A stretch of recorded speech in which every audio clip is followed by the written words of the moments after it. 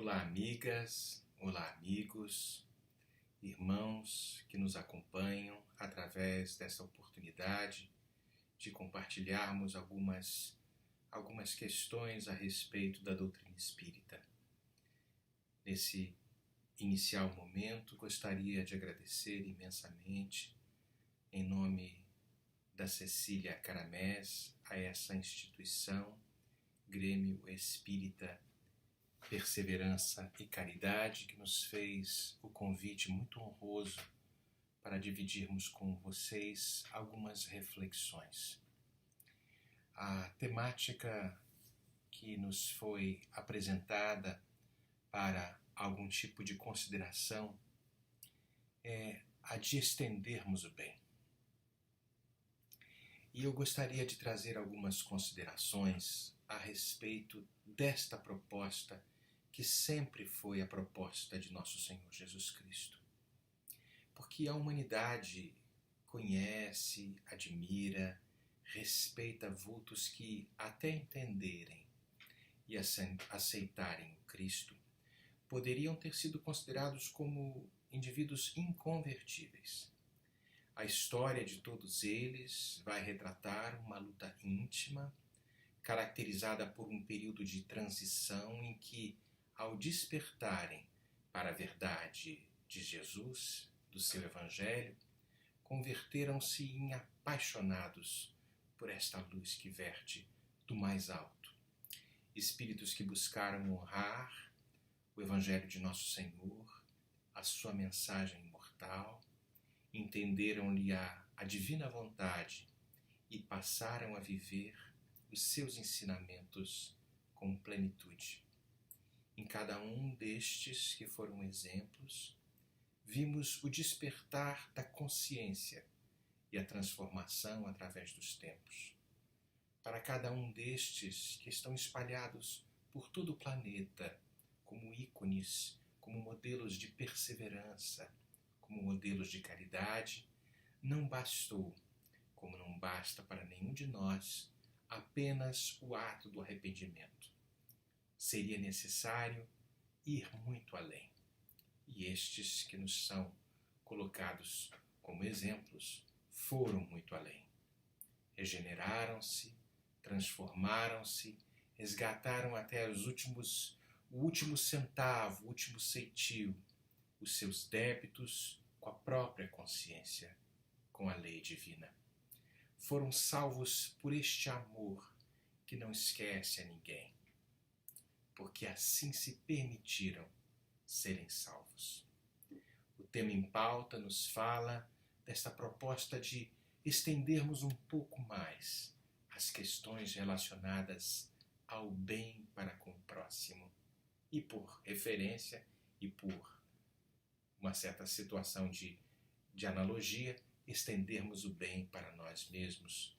Mas ele vai também nos falar da questão do amparar, do assistir, do seguir sempre sendo um instrumento de paz. Assim como a providência divina, através da sua misericórdia infinita, segue constantemente estendendo o bem na nossa direção, não desistindo de nenhum de nós, pois, como disse Jesus, nenhuma das ovelhas que lhe foram confiadas estaria perdida. Nós, como filhos de um Deus de infinito amor, de infinita justiça, também poderemos, de alguma forma, nas nossas possibilidades, estender também o bem na direção do nosso próximo. Nós somos, ainda no estágio em que nos encontramos, de certa forma, uma espécie de filhos pródigos, que um dia abandonamos a casa do nosso pai. Quando eu falo a casa, talvez esta proposta de amor maior, porque do amor viemos, para o amor retornaremos. Como diz o grande poeta baiano, já em espírito desencarnado, Castro Alves, através da psicografia de Francisco Cândido Xavier, no livro Parnaso de Além-Túmulo, ele nos traz que há mistérios peregrinos, nos mistérios dos destinos que nos mandam renascer. Da luz do Criador viemos, múltiplas vidas vivemos, para a mesma luz volver, nos mostrando que há uma paternidade divina e saímos deste amor. Do amor viemos, múltiplas vidas vivemos no processo constante do aprimoramento para a mesma luz volver. Talvez evocando a proposta da bem-aventurança, bem-aventurados os puros de coração, pois estes verão a Deus nesta conjunção de corações, criatura e Criador, trabalhando para o bem do próximo que ainda encontra-se na retaguarda. Por isso, arrependidos num determinado momento das nossas existências, e talvez, quem sabe, a doutrina espírita seja neste momento o mapa necessário para que, uma vez bem estudada, sem os atavismos, sem as loucuras que querem muitas vezes aplicar as enxertias nesta doutrina pura, bela, límpida, como foi trazida por Allan Kardec, fazemos então o caminho de volta ao lar verdadeiro, como se fôssemos estes filhos pródigos. Porque o amor, este amor com A maiúsculo, sempre vai nos chamar e vai continuar nos chamando. Vai depender de cada um de nós anteciparmos esses momentos de júbilo em comunhão com a providência divina. Mas há uma passagem no Evangelho de Lucas, no capítulo 15, no versículo de 4 a 7. Jesus traz uma pergunta, ele põe uma pergunta aos discípulos da época que o escutavam, nos trazendo a seguinte informação. Ele era um exímio contador de histórias, trazendo algumas referências que podiam fazer algum tipo de analogia a situações que aqueles homens rústicos viviam naqueles tempos.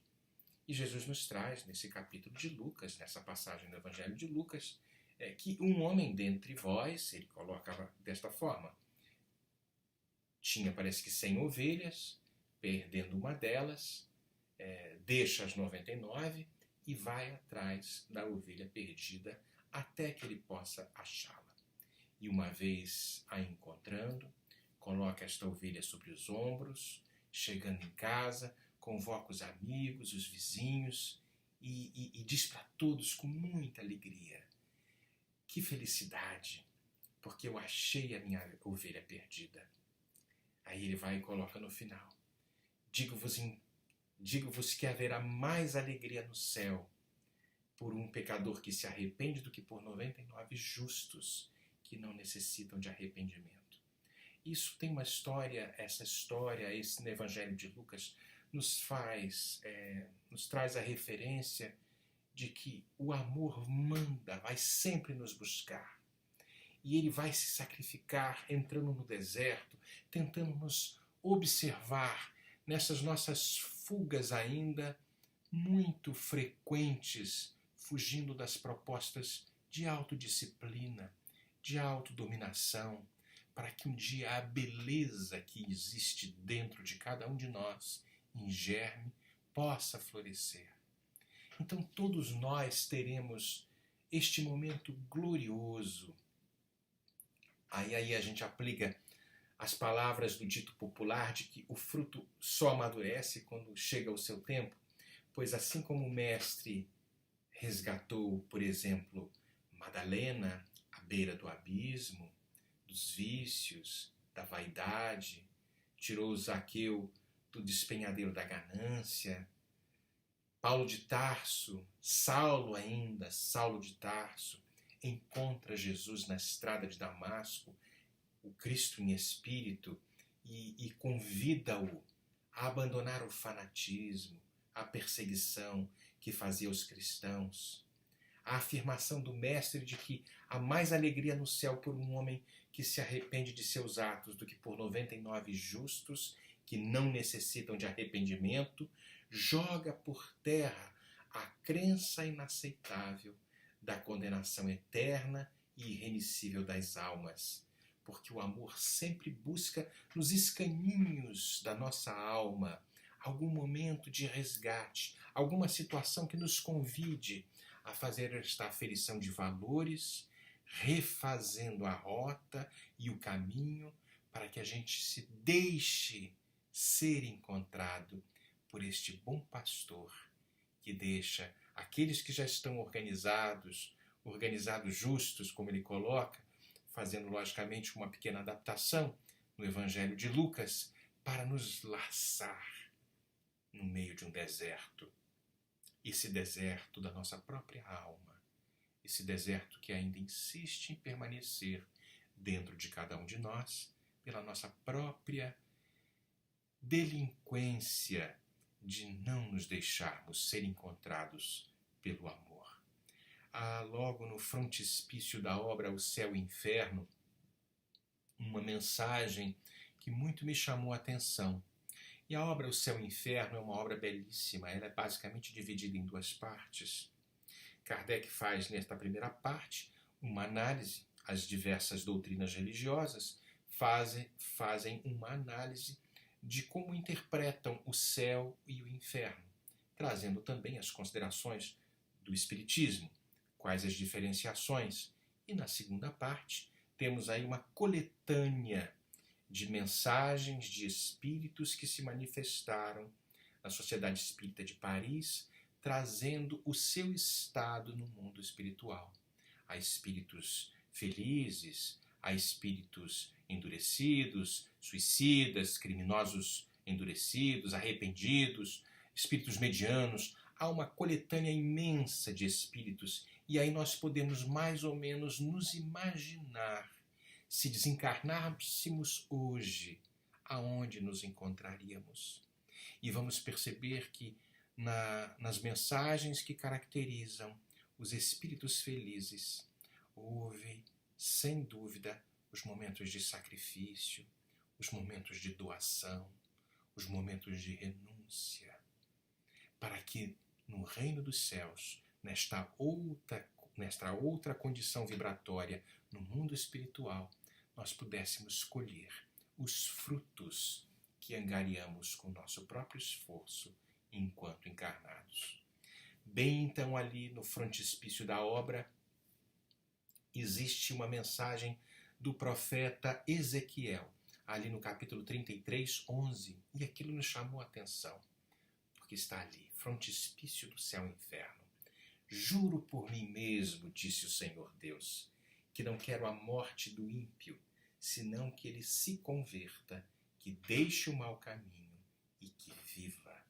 Mostrando que a proposta do céu e do inferno, como se fossem dois ambientes separados, quem vai para o inferno localiza-se lá para o resto da eternidade, isto não caberia na ideia de um Deus soberanamente bom e justo, porque assim como aquele bom pastor vai resgatar aquela ovelha que se perdeu num determinado momento, o amor oferece 1000 oportunidades para aqueles que se transviaram do caminho, encontrem-se consigo mesmos e, encontrando-se consigo mesmos, vão encontrar a Deus nesta proposta de buscar este autodomínio, encontrando o Deus interno que habita dentro de nós, porque nós somos filhos do Altíssimo.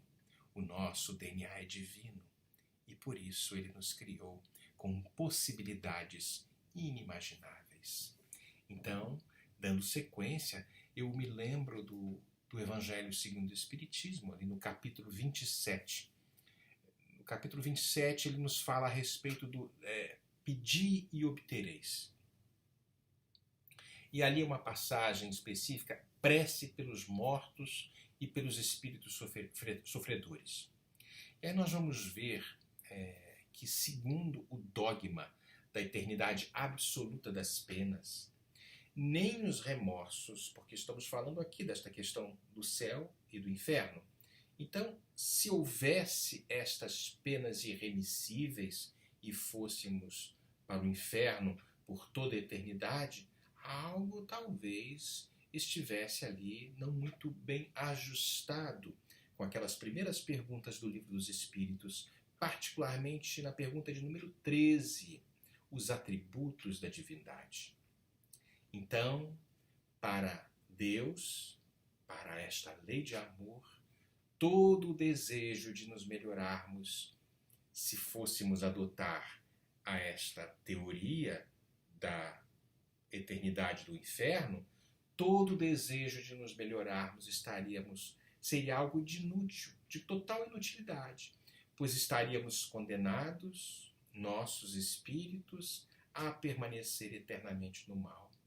No entanto, a lei divina é justa, ela é equitativa, ela é misericordiosa, não fixa nenhuma duração para a pena, qualquer que ela seja, como está ali neste capítulo, muito bem posto. O Evangelho é claro quando nos afirma que, sem dúvida, o homem sofre as consequências das suas faltas, que não há uma única infração à lei de Deus que não tenha efeitos colaterais, efeitos dolorosos. E ele fala também que a severidade desses efeitos, no entanto, vai ser proporcional à gravidade da falta.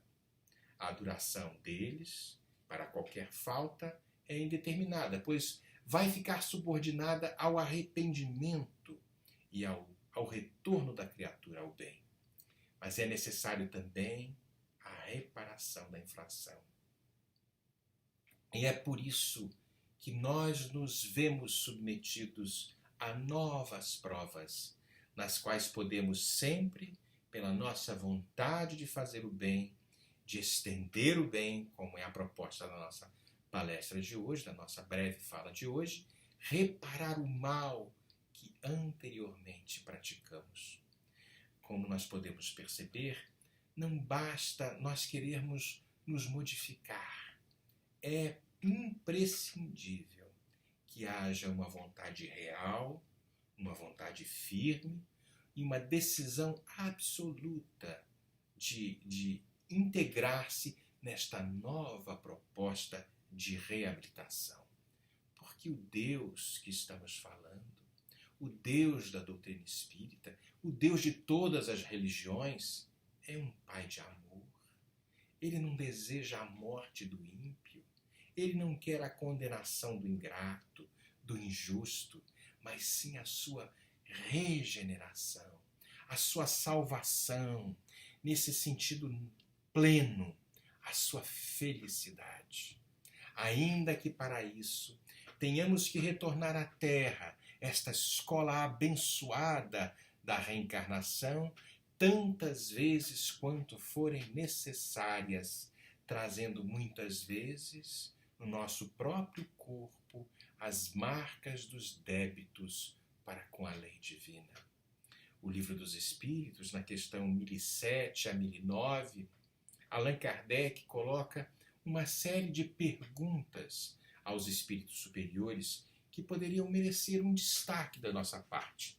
E uma delas é a seguinte: o codificador vai fazer a pergunta se existem espíritos que jamais se arrependem. E nos respondem os amigos espirituais que muitas vezes o arrependimento é tardio, mas pretender que jamais melhorem estes espíritos seria negar a lei do progresso e dizer que a criança não pode se tornar adulta. Lembram-nos de que Deus não deseja senão o bem das suas criaturas. Aceita sempre o arrependimento e o desejo de melhorar nunca foi estéril.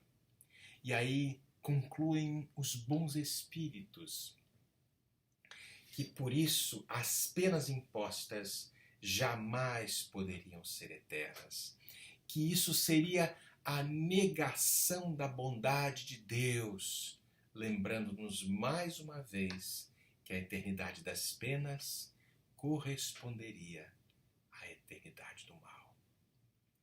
Na obra O Consolador, psicografia de Francisco Cândido Xavier, ditada pelo Espírito Emmanuel, há uma questão de número 135 que também talvez merecesse algumas reflexões nossas. E Emmanuel nos coloca: se o determinismo divino é o do bem, quem foi que criou o mal? Isso é uma pergunta frequente nos nossos grupos de estudo. E aí, Emmanuel nos traz que o determinismo divino se constitui de uma só lei, que é a lei do amor para toda a comunidade universal. Mas aí Emmanuel faz um pequeno adendo. Mas o homem, confiando mais em si mesmo do que em Deus, acaba por transformar a sua fragilidade num foco de ações contrárias a essa mesma lei, efetuando, palavras de Emmanuel textuais, uma intervenção indébita na harmonia divina. Aí Emmanuel conclui: eis aí o mal. Por isso a necessidade, a urgência de recompor os elos sagrados desta harmonia sublime. Aí está o resgate, como Emmanuel nos traz. Então a gente vê que o mal essencialmente considerado não pode existir para Deus. Esse mal, em virtude de representar um desvio da criatura humana, e se nós considerarmos a eternidade, isso é praticamente um zero. É um zero à esquerda na escala de tempo infinito da sabedoria e da providência divina.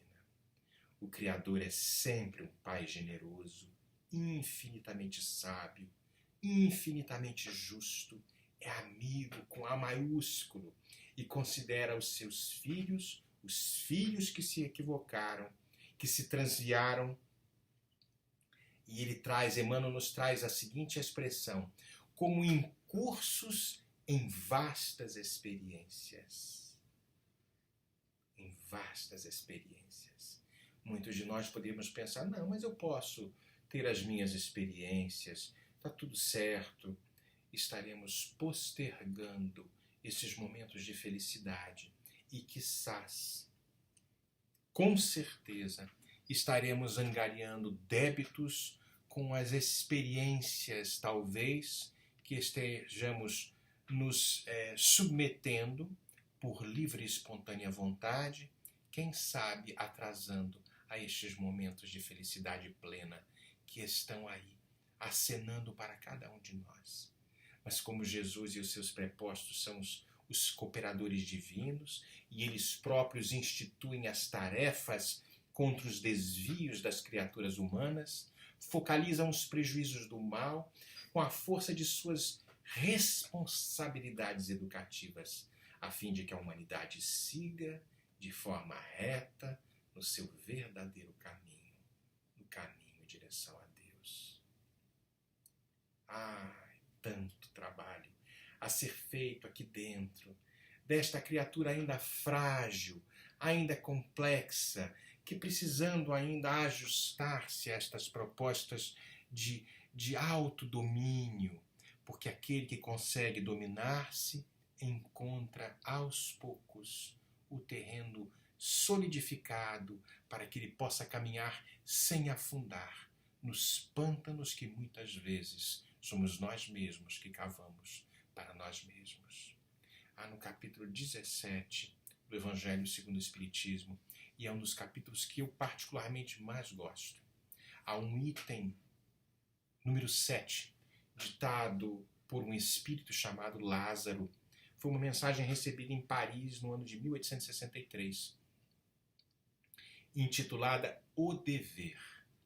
E Kardec nos traz que o dever é a obrigação moral da criatura para consigo mesmo primeiro e em seguida para com os outros. Começa mais ou menos assim. Por que esta obrigação moral primeiro para consigo mesmo e depois para com os outros? Porque aqueles que estão verdadeiramente conscientes do seu papel na Terra não estão aqui como borboletas no vento, já estamos minimamente cientificados desta doutrina espírita, que nos ensina como máxima maior a caridade, como era entendida por Jesus, muito bem pontuada, na pergunta 886 do Livro dos Espíritos, como Kardec pergunta, como entendia Jesus a palavra caridade? E os Espíritos nos respondem, benevolência para com todos, indulgência para com as imperfeições alheias e o perdão das ofensas. Vejamos que a palavra benevolência, ela é composta de duas partes. Bene de bondade, volência, algo que se movimenta, a bondade que se movimenta na direção de todos. Benevolência para com todos. Não é só como uma meia dúzia de pessoas. É lógico que no estágio evolutivo em que estamos, ainda somos seletivos, transitando nestas questões relacionadas à afetividade, ao nosso grupo familiar, mas aos poucos este grupo familiar vai se tornando toda a humanidade nos processos de múltiplas encarnações, adquirindo a amplitude, a capacidade de amar um pouco mais. Então, nesta primeira escola, a escola mais abençoada que o Pai Celestial nos oferece, que é a família. Pergunta 775 do Livro dos Espíritos. O que ocorreria se houvesse um relaxamento dos laços familiares? Uma recrudescência do egoísmo. Porque é ali na família que nós empreendemos os esforços naturais e necessários para que a gente possa praticar a benevolência para com todos, a indulgência para com as imperfeições alheias, porque da nossa parte também possuímos muitas imperfeições, e o perdão das ofensas. Nesta célula que se chama família, e nestes tempos de pandemia, quando somos obrigados a voltar para esta célula bendita, que não é só um amontoado de tijolos, a alvenaria, o telhado, a mobília. Isto é uma casa. O lar, ele tem uma outra significação. Ali reúnem-se os inimigos do passado e aqueles que foram os grandes afetos também, neste caldeirão necessário para que a gente possa desenvolver este tripé, a benevolência para com todos, a indulgência para com as imperfeições alheias e o perdão das ofensas. Por isso nós temos um dever, primeiro para com nós mesmos. Se queremos antecipar estes momentos de felicidade, para depois para com os outros. Eu não posso dar nada aos outros se não conseguir construir dentro de mim este mundo divino, porque o reino de Deus não está fora, está aqui dentro. É obra divina no coração do homem. Está ali no Evangelho de João, no capítulo 16, talvez, versículo 33. No mundo tereis aflições, mas tende bom ânimo. Eu venci o mundo. Que mundo foi esse que nosso Senhor nos convida a vencer? Será este mundo das corporações, o mundo da política, o mundo das questões diversas que as questões materiais nos convidam? Ou é este mundo íntimo que está em ebulição, nessas placas tectônicas do nosso coração, que ainda não se encaixaram numa proposta de benevolência, de indulgência e de perdão? Aquele que tem indulgência, como a própria palavra diz e a etimologia da mesma nos traz, in vem de interno. Dulgência vem da palavra dulcere, do latim. É a doçura interna. Aquele que tem doçura interna distribui a doçura. E a palavra perdão, ele tem o prefixo de percorrer, perpassar, em torno de uma doação, perdoar. Aquele que se doa um pouco mais, faz todo um périplo em volta de uma atitude de doar-se um pouco mais. Por isso ele perdoa. É o perdonare, esta palavra bela, forte, difícil de ser aplicada, mas possível, porque aquele que perdoa é grande. E quando estamos falando do perdão, não estamos falando que estamos anuindo com o erro alheio. O perdão é a libertação de nós mesmos, é a libertação deste passado, é o bom combate que se estabelece dentro da criatura humana, encontrando-se alinhada com a nova proposta de estender o bem. Por isso, nesta mensagem que Lázaro nos traz, o dever é a obrigação moral da criatura para consigo mesma, primeiro, e em seguida para com os outros. Lázaro nos traz ainda que o dever é a lei da vida, porque quando fugimos do dever, nos encontramos infelizes, mais cedo ou mais tarde. A lei que não nos esquece, que está esculpida dentro das nossas consciências, porque onde está escrita a lei de Deus, está ali na pergunta 621, na consciência, não eximindo a nenhum ser humano, a nenhuma religião, a nenhuma etnia. Somos todos pertencentes à raça humana, criada por Deus para sermos felizes e crescermos em fraternidade, numa proposta que vai revolucionar a Terra, como já há muito o nosso Senhor já havia nos assinalado, um só rebanho, um só pastor. Mas mesmo aqueles que não são cristãos, que este pastor seja o amor.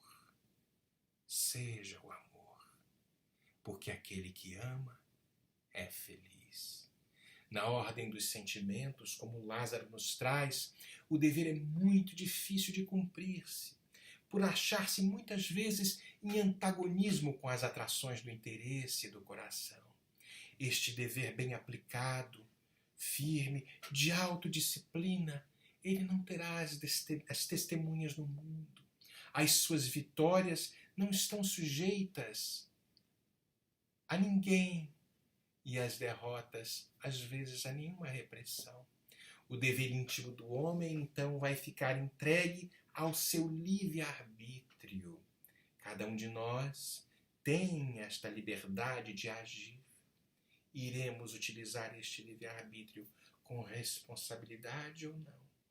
Por isto, este dever bem aplicado, quando estendemos o bem de uma forma consciente, com as bases cristãs que a doutrina espírita nos oferece, estaremos com a nossa consciência obedecendo a este aguilhão que nos conduz numa rota necessária para a felicidade, como algo que se torna como um guardião da probidade interior.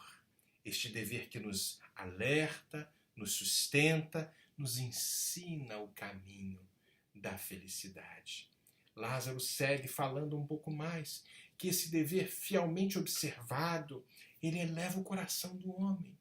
Mas as perguntas frequentes, mas como é que a gente pode determinar com exatidão aonde este dever começa, aonde este dever termina? O dever principia, como diz Lázaro, para cada um de nós, exatamente no ponto em que ameaçamos a felicidade ou a tranquilidade do nosso próximo. Esse dever acaba, ou seja, essa situação acaba no limite que não gostaríamos que transpuséssemos com relação a ninguém. Então a pergunta clássica, se eu invertesse as posições, eu gostaria de receber o que eu estou deflagrando neste momento? E é preciso ter maturidade e muito desinteresse pessoal para que esta pergunta possa ser perguntada com inteligência e respondida com o senso do dever. Por isso que o sinal mais característico da imperfeição ainda é o interesse pessoal. Pode muitas vezes um homem possuir qualidades reais que levem muita gente a considerá-lo um homem de bem. Mas muitas vezes essas qualidades, mesmo assinalando um progresso real, perceptível, nem sempre suportam certas provas. E às vezes basta que firamos um detalhe do interesse pessoal para que nós sejamos descobertos de quão imperfeitos ainda somos. Por isso, meus queridos, minhas queridas, o verdadeiro desinteresse pessoal ainda é coisa muito rara na Terra. Muito rara.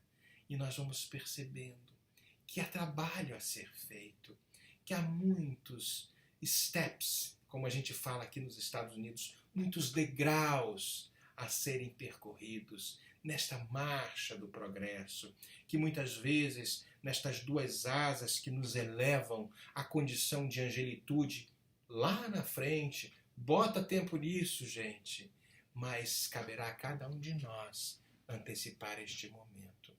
O progresso moral acompanha sempre o progresso intelectual, como Kardec perguntou ali na pergunta 780 do Livro dos Espíritos. E os benfeitores espirituais nos dizem que decorre deste, mas nem sempre o segue imediatamente. Então, Kardec vai e deriva a pergunta, traz ali uma outra, um item A, 780A. Como pode, então, o progresso intelectual engendrar o progresso moral? E os Espíritos nos respondem, fazendo compreensíveis o bem e o mal. O homem, então, desde então, ele pode escolher. O desenvolvimento do livre-arbítrio vai acompanhar a inteligência e, naturalmente, vai aumentar as nossas responsabilidades perante aos atos que praticamos. Por isso, meus queridos, orgulho e egoísmo são os maiores obstáculos ao progresso. O orgulho, essa sensação ainda que temos ainda, que nos domina nas diversas situações, às vezes pequeninas, imperceptíveis, muitas situações. Vemos às vezes na casa espírita, vemos às vezes na família, vemos às vezes na sociedade, vemos nas disputas políticas, nesse mundo tão dissociado, tão separado, quando a proposta é de união. A providência divina sempre quis a união do bloco terrestre e nós insistimos nessas situações de nos separarmos. Ah, meu Jesus! Se fizermos uma retrospectiva de todos os movimentos políticos históricos da criatura humana, vamos perceber as guerras, o separatismo, a separatividade, a falta de carinho, a falta de cuidado para com as relações. E aí estas relações vão ter que renascer na célula familiar, para que a gente possa, neste primeiro passo, nesta primeira escola, aprender o básico do básico e um dia, quando estes conteúdos bem assimilados, projetarmos na sociedade. Porque uma sociedade justa, uma sociedade digna, teve filhos de uma família dignos, justos, nesse processo de crescimento nas múltiplas encarnações. Lógico que nós estamos falando aqui do ponto de vista excelente, mas todos nós, ao longo das múltiplas encarnações, estamos caminhando para o excelente. Ainda somos, como a gente diz no Brasil, meia boca, aquela coisa assim mais ou menos, não é isso?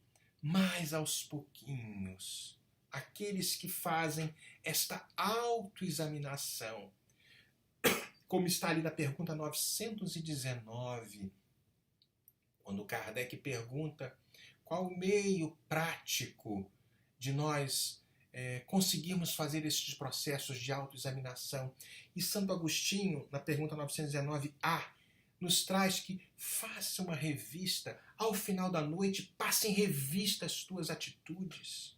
Mas passe em revista as tuas atitudes sem os conteúdos do orgulho e do egoísmo. Senão nós vamos colocar as tintas, ainda que nos caracterizam a retaguarda, e vamos perder a grande oportunidade de nos lançarmos para o futuro naquele indivíduo que é caridoso. Neste tripé, que é a benevolência, a indulgência e o perdão. Esse tripé que se congrega no ponto de convergência, que é o caritá, a a caridade, este amor em movimento.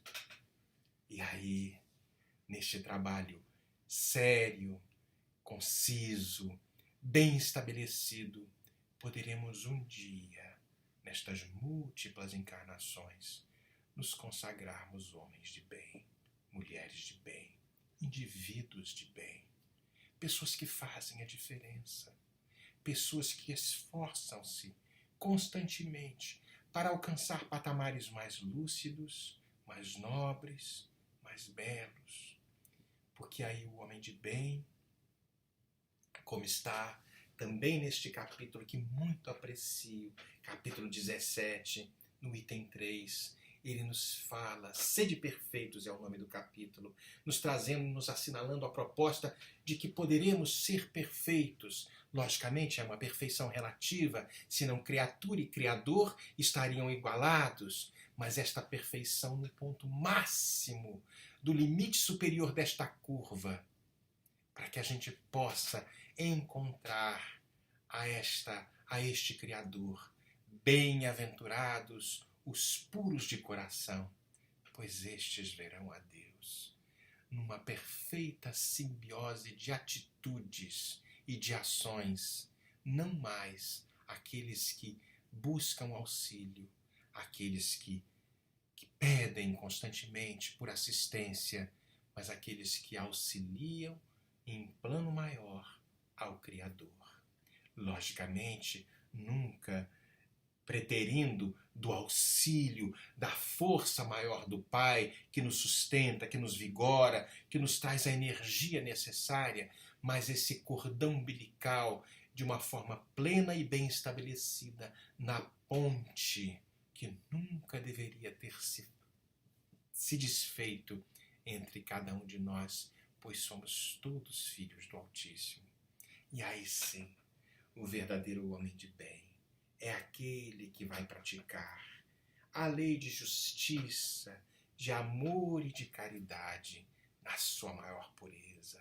Este homem de bem constantemente vai interrogar a sua consciência sobre os seus próprios atos. Ele vai perguntar se não violou esta lei, se não cometeu mal, se fez todo o bem que podia e se não deixou voluntariamente escapar uma ocasião de ser útil. Eu sei que isso é difícil e ainda estamos muito distantes desta proposta do homem de bem. Mas cada um de nós pode, ao ler e reler esta passagem, perceber que alguns passos já deu, que algumas renúncias já fez, se algum amor maior já doou, se algum perdão já ofereceu. Falando na palavra perdão, sabemos que existem situações muito difíceis de serem perdoadas, mas são possíveis. A nossa sugestão é que vocês comecemos pelos pequenos atos de perdão. Se não podemos, talvez, deflagrar aquele grande perdão que ainda exige de cada um de nós fibras e forças, ainda que não estão ainda capazes de serem manifestadas através de cada um de nós, comecemos com os pequenos perdões. Porque o ato de perdoar, ele é muito mais uma caminhada do que um ponto de chegada. Pequenos perdões irão nos fortalecer e nos habilitar a um dia darmos o grande perdão que ainda nos coloca na retaguarda, nas situações de infelicidade, nas situações de miséria moral e miséria espiritual, e que sais criando situações obsessivas, porque estabelecemos nesta vibração íntima ainda o plug necessário para que as entidades perversas e odientas, ainda infelizes também, filhas de Deus, estabeleçam o plug com cada um de nós. E aí seremos, sem dúvida, aquela multidão de espíritos infelizes, com mais dificuldade de nos desvencilharmos das situações que nós mesmos criamos. Faça você, sejamos nós, aqueles que começamos pelos pequenos atos de perdão. Toda grande caminhada começa pelo primeiro passo. Seja você que tenha coragem, não de vencer o mundo, esse mundo transitório. Vença-se a si mesmo. Aquele que se vence ganha um mundo. Ganha um mundo aqui dentro, porque encontra-se com nosso Senhor na proposta que Ele nunca deixou de nos assinalar desde o princípio. Vós podeis fazer o que faço e muito mais. Me emociono com isso, porque sei que é possível para cada um de nós. Este homem de bem, esta mulher de bem, passa com esta atitude de confiança, ter fé em Deus, na sua bondade, na sua justiça, na sua sabedoria. Sabe que nada acontece sem a sua permissão e submete-se em todas as coisas à sua vontade, porque sabe que o Criador sabe o que é melhor para cada um de nós. Não estamos falando aqui de passividade de maneira alguma. É uma atitude de obediência para com as leis divinas e resignação, este consentimento do coração. Este homem, esta mulher de bem, eles têm fé no futuro. Por isso coloca os bens espirituais acima de todos os bens temporais. Sabe que todas as vicissitudes da vida, todas as dores, todas as decepções são provas ou expiações e as aceita sem murmurar. O homem possuído por esse sentimento belo de caridade, de amor ao próximo, faz o bem pelo bem, sem esperar recompensa. Paga o mal com o bem. Toma a defesa do fraco contra o forte e sacrifica sempre o seu interesse à justiça. Esse homem, esta mulher de bem, esse homem que estende o bem, esta mulher que estende o bem, a criatura que se doa, ele é bom, ele é benevolente para com todos, sem distinção de raças, sem distinção de crenças, porque vê todos os irmãos, todos os homens e mulheres como irmãos. Respeita todas as convicções sinceras e não lança nunca o anátema aos que não pensam como ele. Em todas as circunstâncias, a caridade é o guia deste homem, que se constrói dia a dia, que se supera e que se vai mostrando-se cada vez mais aquele que faz a diferença. Não tem ódio, não tem rancor, não tem desejo de vingança e é exemplo de Jesus. Perdoa e esquece as ofensas, não se lembra senão dos benefícios que recebeu, porque sabe que será perdoado conforme houver perdoado. Bem-aventurados os misericordiosos, porque estes receberão misericórdia. Que tipo de misericórdia eu estou doando para que eu possa receber a misericórdia? E a palavra misericórdia tem uma construção interessante. Miser vem de distribuir, córdia vem de coração. Como eu distribuo o meu coração na mesma medida que eu estou recebendo? Será que a minha misericórdia é uma xicrinha de cafezinho ou é um grande reservatório para que eu possa ser digno de receber esta misericórdia que vem do mais alto, que não esquece a ninguém, que nos resgata nas situações mais difíceis, porque o amor nunca nos esquece. O amor vai nos buscar, como estava ali no Evangelho de Lucas, porque um dia nos perdemos, como esta ovelha transgarrada, e se deixou ser laçada por este amor.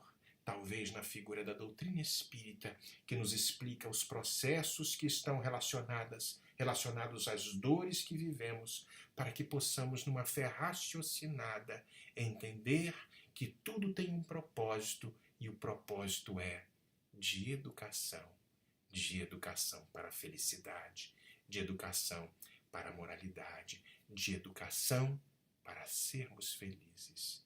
Porque o objetivo de cada um de nós é amar, é servir. Terminamos a nossa fala muito agradecidos de aqui pudermos estar nesse compartilhar de algumas informações que nos tocam muito, que nos tocaram muito ao longo desta vida, neste processo constante entre quedas e ascensões, para que um dia possamos estar juntos, um só rebanho, um só pastor. O pastor é o amor, o pastor é Jesus. Que Deus nos abençoe a todos e esta casa centenária que nos fez o convite, muita paz, muita saúde e muita harmonia na vida de todos nós. Que Jesus nos abençoe.